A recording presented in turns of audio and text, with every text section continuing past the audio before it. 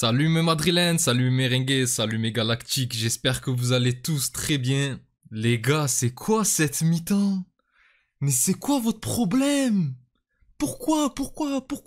On peut pas passer une soirée tranquille avec une victoire tranquille, non! Il faut obligatoirement un scénario de dingue. Bon, ça tourne dans le bon sens, mais les gars, s'il vous plaît. C'est quoi en fait? Faut que je devienne cardiaque avec cette équipe? On peut pas genre juste gagner 3-0? Non, il faut gagner 5-2 en se faisant mener 2-0? Mais c'est pas possible. Enfin bref mes galactiques, quel match. Le Real, mené 2-0 lors de la première mi-temps par Dortmund, a réussi à renverser le match totalement à la seconde période avec un Vinicius incroyable à quelques jours de la remise du Ballon d'Or. Et il a fait taire toutes les critiques depuis son début de saison avec ce match. Franchement, il n'y a rien à dire.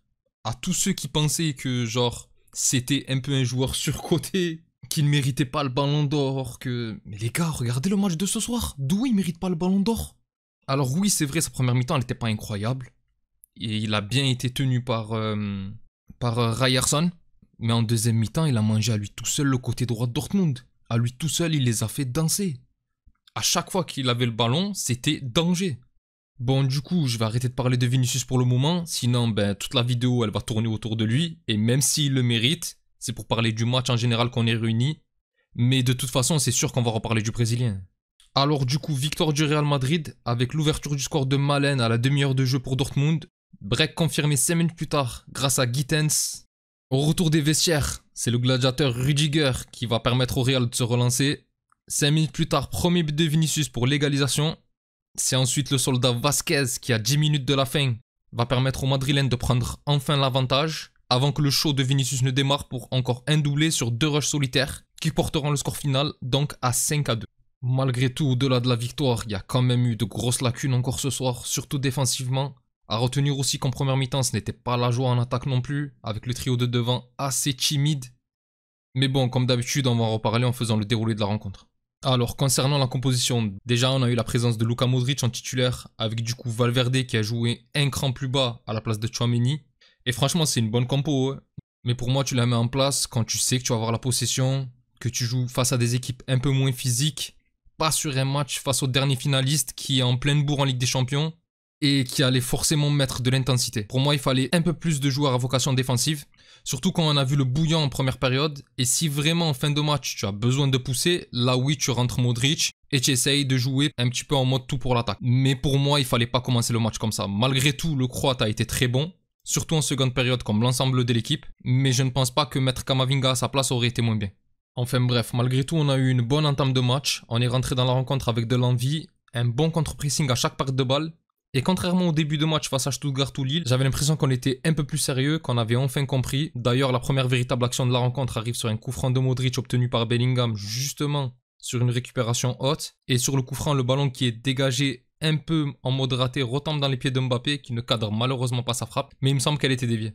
Après, ce n'était pas non plus une intensité folle, mais ça donnait l'impression qu'il voulait marquer tôt afin de se faciliter le match. Sauf qu'on avait du mal à se créer énormément d'occasions. Et là où dans les 10 premières minutes, Dortmund avait accepté de subir et de nous laisser le ballon, ben ils ont commencé à profiter du rythme qui baissait petit à petit pour reprendre le match en main, ce qui a assez vite tout d'abord équilibré les débats, puis donné un petit avantage à Dortmund qui prenait de la confiance. Et malheureusement, comme souvent dans ces rencontres où l'équipe visiteuse voit qu'elle n'a pas avoir peur de l'ogre madrilène, ça se retourne assez rapidement contre nous. Et à la demi-heure de jeu, après une très belle passe de Ben Sebaini sur Malen, qui perd le ballon dans un premier temps, mais qui est très vite récupéré par Brandt, le ballon se retrouve dans les pieds de Guirassy dans la surface, qui protège très bien son ballon, solide sur les appuis, et qui donne à Malen sur une passe magnifique entre les défenseurs, qui lui se retrouve seul face à Courtois et qui fusille la cage. Et quand je vous dis en introduction que défensivement on est catastrophique, ben 5 minutes plus tard, sur un boulevard côté droit, Malen est seul, lâché par Vinicius, et se retrouve en 1 contre 1 face à Mendy. L'Hollandais n'a malgré tout aucune gêne pour faire son centre à ras de terre devant la cage pour Gittens, qui lui est aussi seul en second poteau et ne va pas se prier pour faire le break. Et franchement, à ce moment-là, je me suis dit que c'était bien fait pour nous. Sur les 2 buts, les attaquants ne défendaient pas.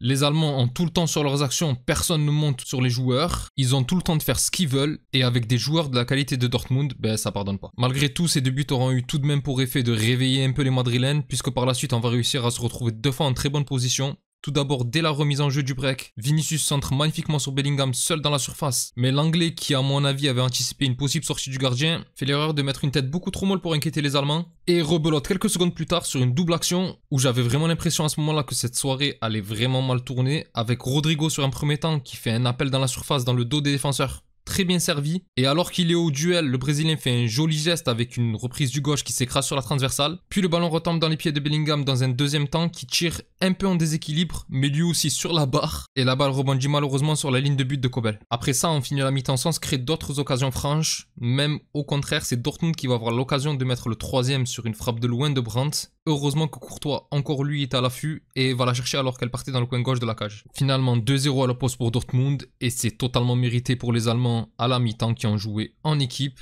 Alors que nous, comme d'habitude, on a essayé de faire la différence sur des individualités. Il y a eu un manque de lien flagrant en cette période et le pire c'est que défensivement, là où les dernières années on arrivait à savoir subir dans les matchs, ici, ça a été une catastrophe en phase défensive. Bon, heureusement, en seconde période, le Real, dans l'obligation de renverser le match, va entrer sur le terrain avec plus d'intensité, en jouant plus haut, plus de pressing, et ça va s'avérer assez vite payant, puisqu'après une première alerte sur les cages allemandes, ou suite à une jolie louche de Modric pour Mendy, le Français va faire un petit centre piqué pour Mbappé, malheureusement trop juste pour prendre la balle. Celle-ci va atterrir sur Vasquez seul au second poteau, qui va réussir une frappe qui passe de peu à côté. Le Real va enfin réduire le score.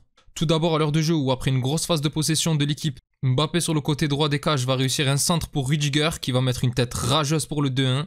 Et 2 minutes après on va avoir le droit à l'égalisation sur une splendide passe de Modric entre les lignes pour Mbappé qui se fait découper. Mais sur le tacle le ballon atterrit dans les pieds de Vini qui finit de pousser le ballon dans la cage. But refusé dans un premier temps pour une position de hors-jeu inexistante du Français et qui sera validé après l'intervention de la VAR. Et à partir de là par contre, on a un Vinicius qui devient le super poison du match sur son côté. Alors qu'il était bien tenu en première mi-temps, et malgré le fait qu'il ait un peu plus de déchets dans des gestes qu'il a l'habitude de maîtriser, il a surtout beaucoup d'envie et il finit au fur et à mesure de la rencontre à prendre totalement la domination du côté gauche du terrain. Il va multiplier les appels le long de la ligne et apporter le danger à chaque fois sans pour autant réussir à trouver la solution. Et alors que Dortmund va se créer une ultime action à 10 minutes de la fin, sur un moment de flottement de la défense, mais où Courtois, toujours aussi important, va faire l'arrêt avec un grand A en détournant un ballon qui était tiré entre ses jambes. C'est du côté opposé de Vinicius que le match va enfin basculer grâce à son compatriote Rodrigo, mais surtout grâce à Vasquez. Le Brésilien qui va se battre pour empêcher un ballon de sortir au niveau du poteau de corner va la redonner à Vasquez en retrait, qui va rentrer dans la surface en faisant un 1-2 chanceux avec un défenseur allemand et qui finit en plaçant fort son ballon dans le petit filet opposé. Et ce but va enfin permettre au Real à 10 minutes de la fin de prendre l'avantage pour la toute première fois dans cette rencontre. Malheureusement sur cette action, Rodrigo semble touché et il cédera sa place pour Tchouaméni en espérant que ça ne soit rien de grave pour l'ailier. Et là, à ce moment-là, alors que tout le monde pensait le match fini, Vinicius qui est monté en puissance tout au long de la mi-temps va décider de passer en mode Super Saiyan, Ballon d'Or, ce que vous voulez. Et 5 minutes après le but de Vasquez, il va faire une action où le Brésilien va partir de son propre camp, taper un 100 mètres tout seul. Il va par la suite se servir de l'appel de Mbappé pour repiquer dans l'espace créé par le Français dans la surface, dans laquelle le Brésilien s'engouffre pour envoyer une frappe enroulée pour le 4e. Et c'est pas fini, alors qu'il a couru tout le match, il va réitérer l'exploit durant le temps additionnel où après un contre favorable, le Brésilien va se jouer de la défense de Dortmund et frapper fort du gauche sous la barre pour le 5-2. Du coup voilà, encore une soirée magique au Bernabéu. Mbappé qui a toujours voulu en vivre une et qui est sûrement venu pour ça a dû kiffer, surtout qu'il a été malgré tout à l'origine de cette remontada avec cette passe décisive importante sur le but de Rüdiger, et indirectement c'est aussi lui qui est à l'origine de l'égalisation. Après, que dire du match de Vinicius, qui certes en première mi-temps, mais un peu à l'image de l'équipe, a été un peu en dessous, mais qui a explosé en seconde mi-temps et qui a montré qu'à l'heure actuelle c'est bien lui le meilleur joueur du monde. Cela dit, à quelques jours du Classico, ce match est très loin de m'avoir rassuré car il ne faut pas oublier que défensivement jusqu'à la toute fin, il y a vraiment eu un gros souci dans cette équipe et il ne faudra pas faire l'erreur samedi de laisser le Barça prendre 2 buts d'avance, sinon chez eux au Camp Nou on les reverra plus. Enfin bref mes galactiques, c'est tout pour moi pour ce débrief. Si la vidéo vous a plu, n'hésitez pas à liker et à vous abonner, c'est un soutien important pour la chaîne et je vous remercie beaucoup pour ceux qui prennent le temps de le faire. Pour les autres, on se retrouve pour l'avant-match du Classico face au Barça. D'ici là, je vous souhaite une excellente journée ou soirée selon l'heure à laquelle vous regardez la vidéo. Et encore et toujours, hasta le final, vamos Real. Salut!